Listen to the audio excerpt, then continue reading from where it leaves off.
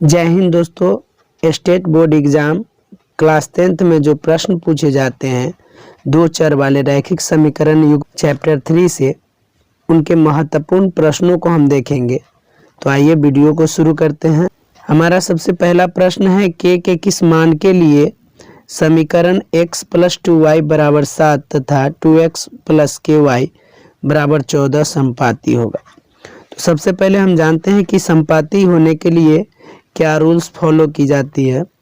तो संपाती होने के लिए a1/a2 बराबर b1/b2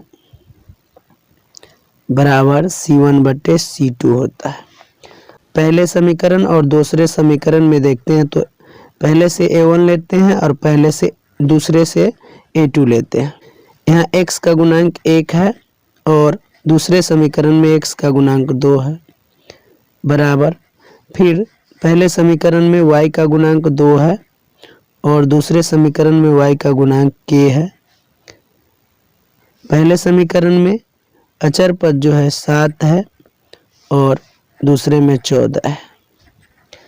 अब a1/a2 बराबर b1/b2 बराबर c1/c2 के फार्मूले पर हमने इसको बैठा दिया। अब हम क्या करेंगे कि इन दो को एक साथ लेंगे। 1/2 = 2/k। अब इसका क्रॉस मल्टीप्लिकेशन गुना करेंगे तो ये हमारा आ जाएगा k = 2 दूनी 4, यानी k का मान 4 सही होगा।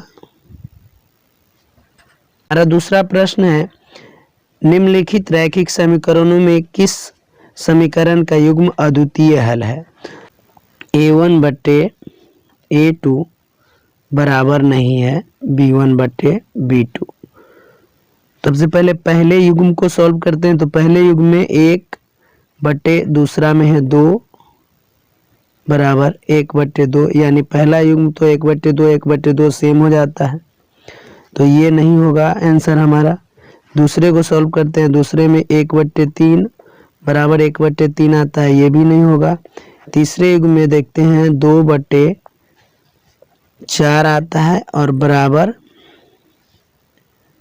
1/-2 आएगा, यानी ये दोनों आपस में बराबर नहीं है। तो ये तीसरा जो समीकरण युग्म है वो हमारे a1/a2 बराबर नहीं है, b1/b2 को फॉलो करता है, इसलिए तीसरा सही आंसर होगा। अगला प्रश्न है x बराबर -5 का आलेख कैसी सरल रेखा होगी। तो कोई भी यहाँ पर दिया गया है x बराबर -5, तो y के प्रत्येक मान के लिए x का मान जो होगा -5 होगा। यानी यदि y बराबर 1 2 3 4 रखते हैं फिर भी x का मान जो होगा -5 -5 -5 -5 हो। तो जब हम इसे ग्राफ में दिखाएंगे तो ये हमारा इस तरह का ग्राफ बनेगा। इधर हमारा होगा x और इधर x', इधर y और इधर y'। अब ये हमारा x जो होगा इस तरफ होगा -5, तो यहाँ पर मान लेते हैं यहाँ पर -5 होगा।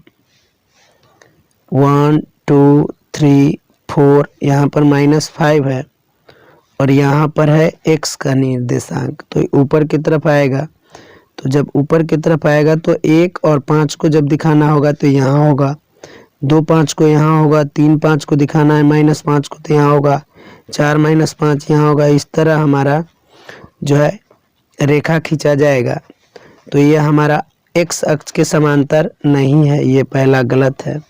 y अक्ष के समांतर, तो हम कह सकते हैं कि y अक्ष के समांतर है, अर्थात दूसरा y अक्ष के समांतर सही आंसर होगा। हमारा अगला प्रश्न है दो चर x y में रैखिक समीकरण ax + by + c के कितने हल संभव है। तो ax + by + c के अनंत हल संभव है, यानी हम कह सकते हैं कि इनके अनगिनत हल होंगे। जब हम इनमें x का मान रखेंगे तो y प्राप्त होगा और जब y का मान रखेंगे तो x प्राप्त होगा। इस तरह इसके अनंत हल हम निकाल सकते हैं। हमारा अगला प्रश्न है के किस मान के लिए समीकरण x - 2y बराबर 3 और 3x प्लस के वाई बराबर 1 का एक अद्वितीय हल है। तो हमने पहले ही बताया कि अद्वितीय हल के लिए होता है, यहाँ पर समीकरण है x minus 2y equal to 3 और दूसरा है 3x प्लस के वाई इक्वल टू 1।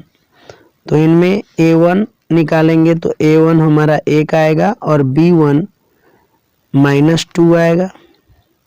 इसमें a2 3 आएगा और b2 हमारा k आएगा। अब यहाँ पूछा जाता है कि एक अद्वितीय हल के लिए k का मान निकालना है। तो अद्वितीय हल के लिए होता है a1 बट्टे a2 बराबर नहीं है b1 बट्टे b2। तो इसको लिखेंगे, जब ये हमारा आएगा a1 कितना है 1 और a2 कितना है 3 है बराबर b1 हमारा माइनस 2 है और b2 हमारा k है। इसको क्रॉस मल्टीप्लिकेशन गुना करेंगे तो k को 1 से गुना करेंगे तो ये k आएगा और बराबर 3 को माइनस 2 से गुना करेंगे तो माइनस 6 आएगा। अगला प्रश्न है, दो चरों में दो एक घातीय समीकरण के लिए निम्नलिखित में से कौन सा कथन असत्य है। दो चरों में दो एक घातीय समीकरण के एक हल होते हैं या अनंत हल होते हैं या कोई हल नहीं होते हैं।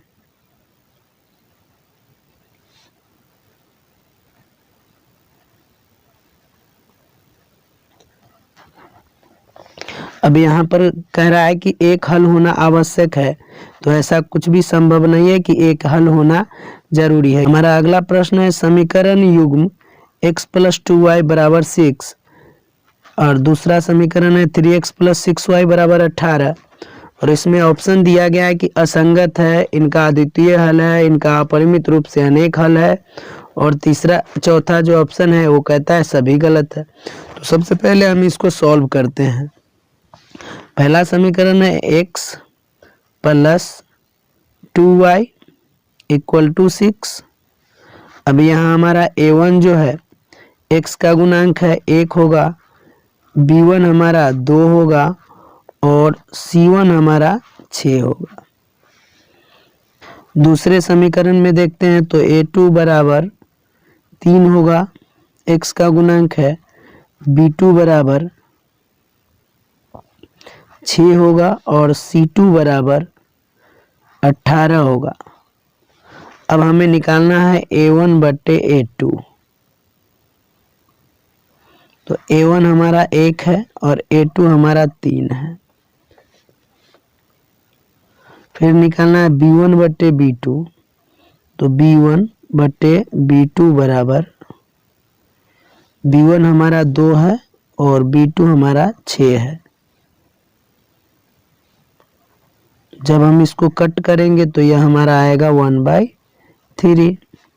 फिर हमें निकालना है c1 बट्टे c2। c1 हमारा 6 है और c2 18 है। इसको कट करेंगे तो यह हमारा 1/3 आएगा, यानी a1 बट्टे a2, b1 बट्टे b2 और c1 बट्टे c2 1/3 1/3 और 1/3 है।